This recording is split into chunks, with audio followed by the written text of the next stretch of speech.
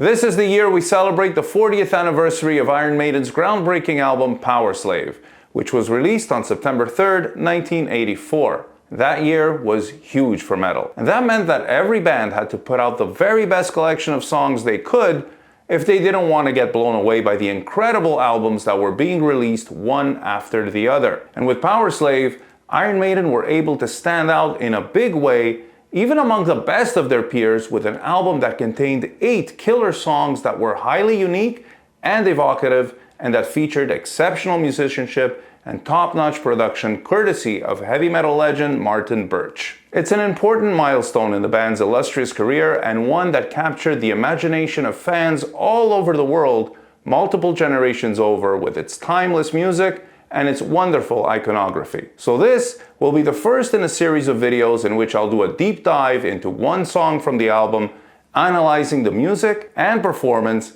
and that will be paired with a full cover of the song showcasing both Dave Murray and Adrian Smith's guitar parts. And of course, we have to start with what is arguably their most highly acclaimed opener, Aces High. I already released a full cover video for that one, so I'll link to it in the description and in the end screen. Before I start, I will mention that this spectacular Lado Earth that you've been admiring since the start of this video is, alas, not mine. I was fortunate enough to be able to borrow this beauty from my friend Michael, who's actually worked with Joe Lado. Mike is just an awesome guy, and in what I consider an exceptional act of kindness and trust, he actually let me take this one home for a while so that I could shoot a few videos with it. Mike, I can't thank you enough for this gesture, man. And Mike is also a producer and songwriter, and I will include a link to his music in the description for you to check out. And I really think you should, because his stuff is truly unique and the songs are particularly catchy. And now, let's talk about Aces High. This song has all of the elements that make a heavy metal opener great. A powerful cinematic introduction, a fast and driving tempo,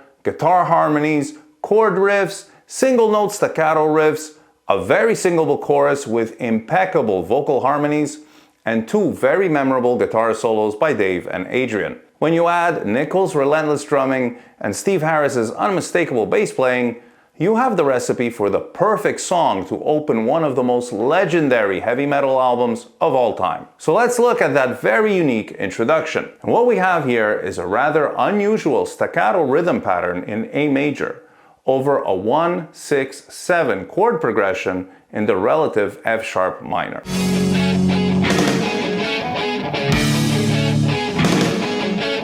And the sound is very majestic, and with the bass and drums playing a march pattern in unison, it's easy to envision the deployment of military planes. So you have the bass outlining the chords and playing this rhythm along with the snare drum.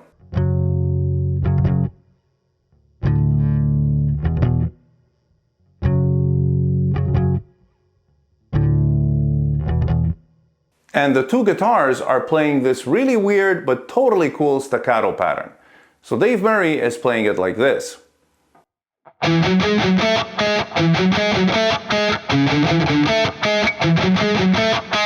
And Adrian Smith is playing it this way.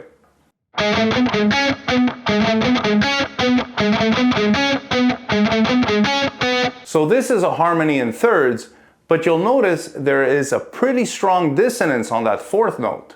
And that's because Adrian is playing a G sharp over Dave's F sharp, which is a major second that disrupts the pattern and adds a sense of palpable tension throughout the entire section. There's also something very interesting going on with the rhythm, and it's something that most people tend to miss. The pattern starts with a pickup note like this,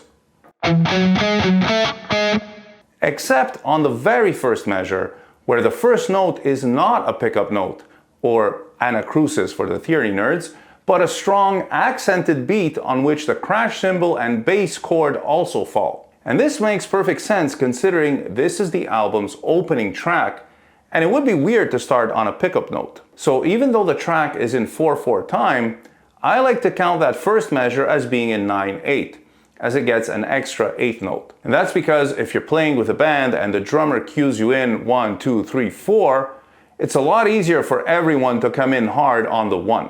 That leads to the very recognizable harmony riff. Its rhythmic flutter sounds like planes taking off and dashing across the sky.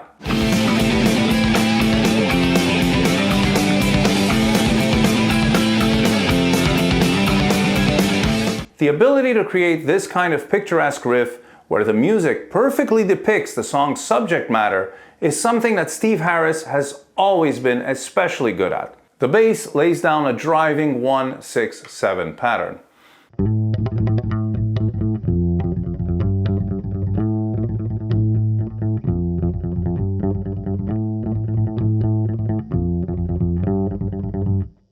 This is the same chord progression as the intro, only now we're in the parallel key of A minor.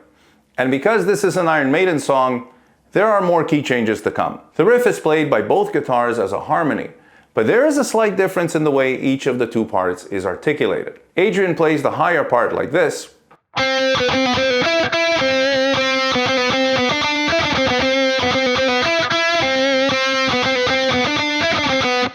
and Dave plays his part a third lower, but like this.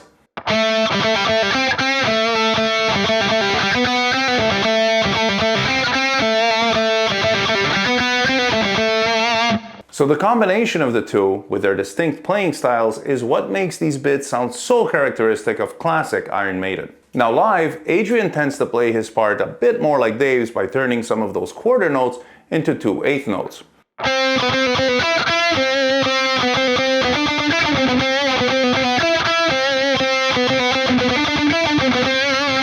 The verse in this song is something I don't think I've heard quite the same way in any other song.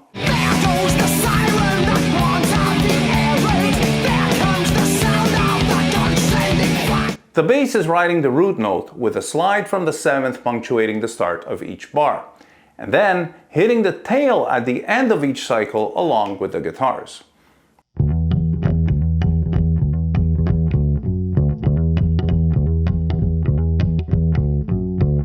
Meanwhile, the two guitars are doubling the vocal melody with rapidly moving power chords.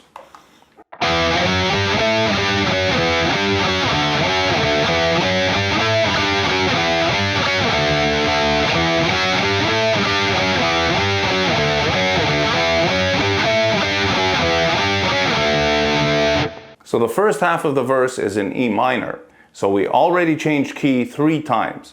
We started in F sharp minor, the riff was in A minor, and the first half of the verse in E minor. For the second half, we're back in A minor as the melody and bass line rises and the guitars play the chords in the lower register.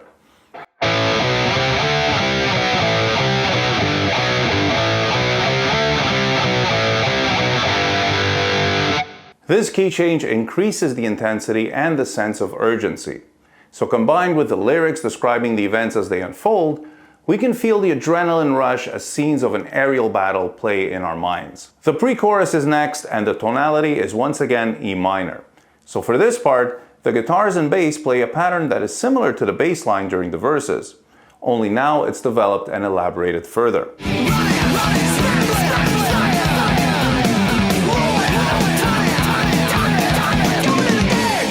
This concept of elaborating a riff or motif is something you'll hear often in Iron Maiden's music, and I think it's a skill possessed by many great composers. So here too we have Adrian and Dave playing the same thing, only a little differently. Dave plays this part like this.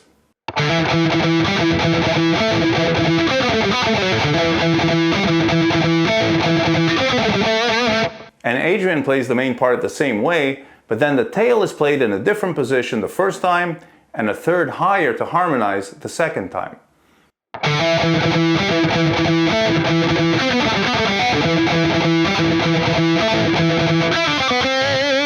This part really feels like being in a shaky cockpit and performing deft aerial maneuvers. I don't know if any of you remember this arcade game from back in the day called 1942.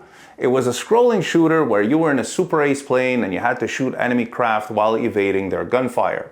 You had a roll button that allowed you to perform a roll to avoid a shot if you couldn't get out of the way in time.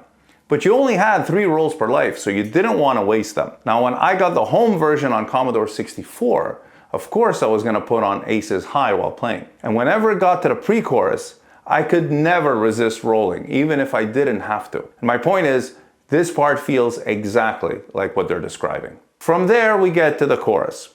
Now up until now, every melody has been choppy with short notes, and the feeling has been one of tension and excitement. But you can only keep the listener hanging on to that for so long. And in fact, Maiden reward us with the ultimate payoff.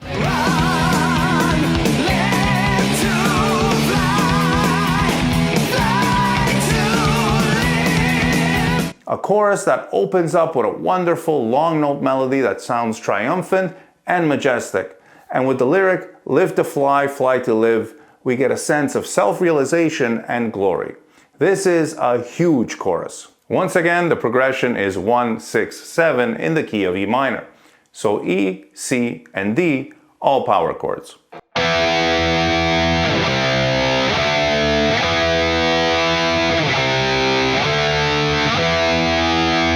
What makes this chorus is the way the vocal melody and harmony intertwine to create this big sound. Bruce's main melody sounds like this.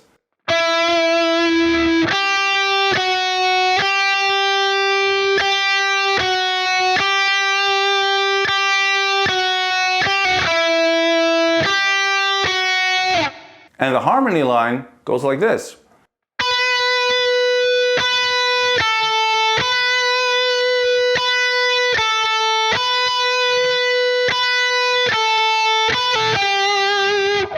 Now the next part is a magnificent bit of arranging. Because this is a fast-paced song, the 4 repetitions of the 3 chords go by very quickly.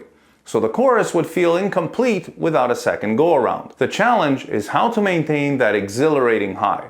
So for the second half of the chorus, they modulate to G so that it feels even more exciting.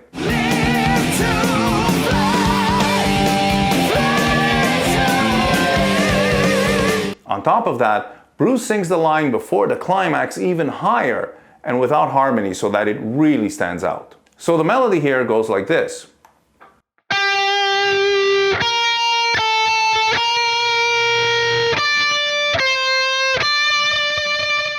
And the harmony, which is so cool, goes like this.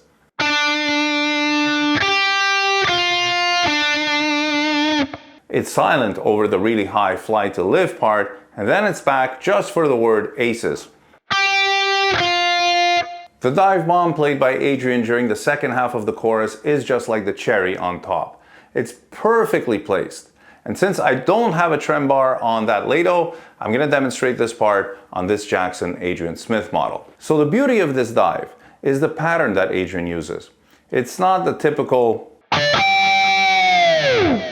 Instead, he does something so unique and memorable that it really adds a lot to the way the chorus sounds and feels.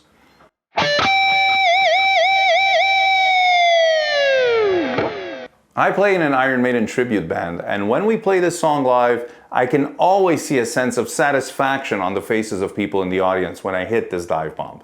Like, you can tell they were just waiting for it. And that's the thing with these details. Some are accidental, even little mistakes that might have been left in the recording because they sounded kind of cool, and others really have a big impact on the way a part sounds and feels. And if you're a musician, I think it's important to learn to tell the difference between the two. That takes us to the instrumental section, which is something truly spectacular. For however simple it may be, it has a uniqueness in the rhythm, sound, and feel that make it so iconic. The structure is a recurring theme in Iron Maiden's music. 2 back-to-back guitar solos, bookended by an interlude riff. Simple, but very effective. So let's look at that interlude riff first.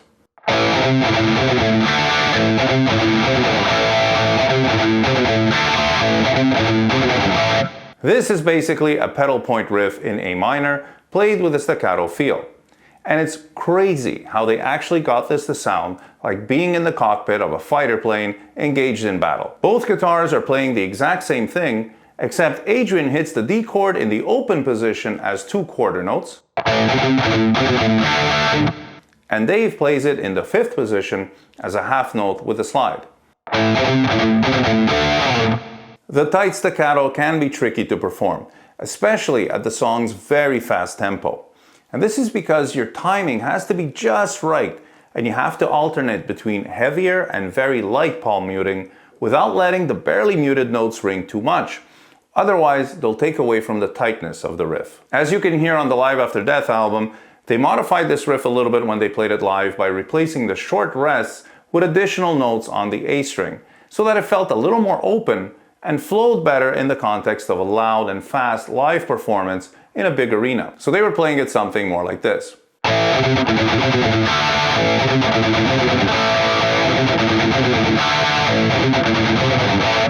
Now let's talk about Dave and Adrian's phenomenal solos. Both are played over yet another 1-6-7 chord progression, but with the 3 and 4 chords added in as well, just to add a little bit of movement. And by the way, the repetitiveness of the song is actually one of the things that makes it so memorable. Everything flows very smoothly despite the multiple key changes. So as a listener, you're fully immersed in the song without anything that might be musically interesting, but out of line with the song to break the spell. The solos themselves both sound like fighter planes in action. So they're not just a bunch of cool licks put together. They truly add to the song by emphasizing the imagery of aerial warfare through the movement, phrasing, and articulation. Dave's solo continues in the key of A minor. So the accompanying chords are A, F, G, A, C, D.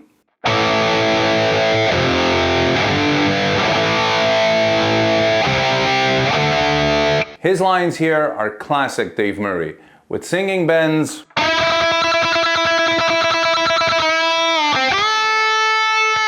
a pentatonic legato line, rapid pull-offs, and a flowy legato lick for which he switches to the neck pickup to end the solo. Adrian's solo is played over the same chord progression, only one step higher in the key of B. So the accompanying chords here are B, G, A, B, D, E.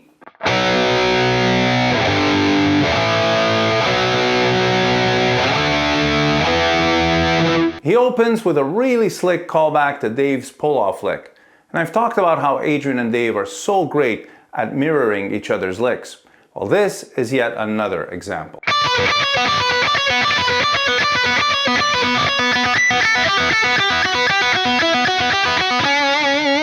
So he starts flowy for the first half and ends choppy in the second half with what are essentially sped up blues licks.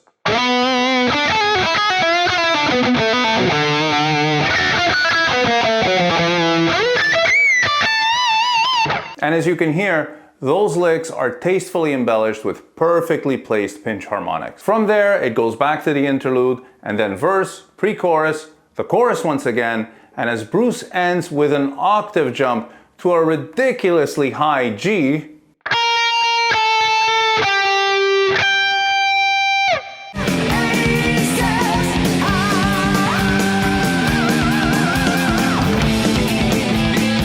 the initial riff is reprised as an outro that ends with this wonderful ritardando finale where they first continue playing in their respective registers, continuing from the riff,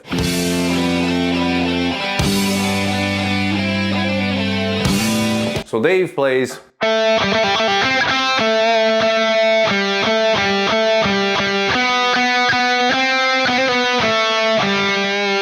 and Adrian plays it a third higher, like this.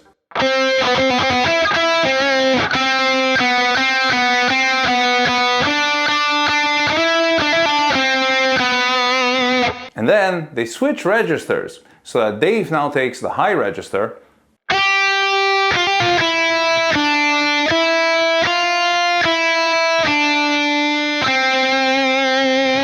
and Adrian the lower register.